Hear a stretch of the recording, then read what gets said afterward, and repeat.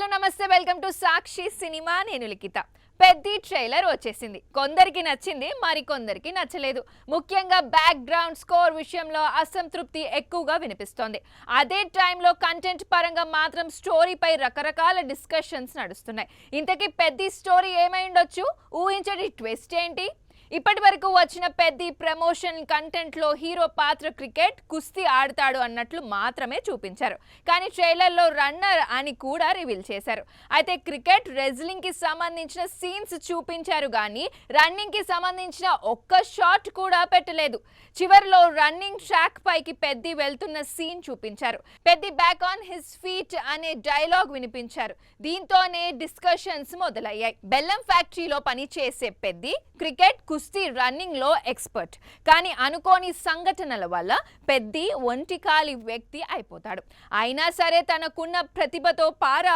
Olympics వరకు వెళ్తాడు ఇదే ట్విస్ట్ అనిపిస్తోంది గత కొన్ని రోజుల నుంచి ఇందులో రామ్ చరణ్ పాత్రకు కాళ్ళు ఉండదనే రూమర్స్ వినిపిస్తున్నాయి అందుకు తగ్గట్లే దర్శకుడు బుచ్చిబాబు కూడా మూవీ చివరి 50 నిమిషాల ఎమోషనల్ గా ఉంటుందని చూస్తున్న ప్రతి ఒక్కరూ డిస్టర్బ్ అవుతారని ఇంటర్వ్యూలో చెప్పాడు డైరెక్టర్ బుచ్చిబాబు చెప్పిన మాటలు ట్రైలర్ చివర్లో పెద్ది పాత్ర కుంటుతూ నడుస్తున్నట్లు అనిపించడం లాంటివి చూస్తుంటే ఈ దర్శకుడు గత చిత్రం ఉప్పెనలానే ఇందులో కటింగ్ గ్యారంటీనా అని నెటిజన్లు మాట్లాడుకుంటున్నారు మరి ఇందులో నిజాలేంటి అనేది తెలియాలంటే జూన్ 4 వరకు ఆగాల్సిందే సాక్షి టీవీ ప్రసారాలను నిలిపివేయడం చట్టరీత్యా నేరం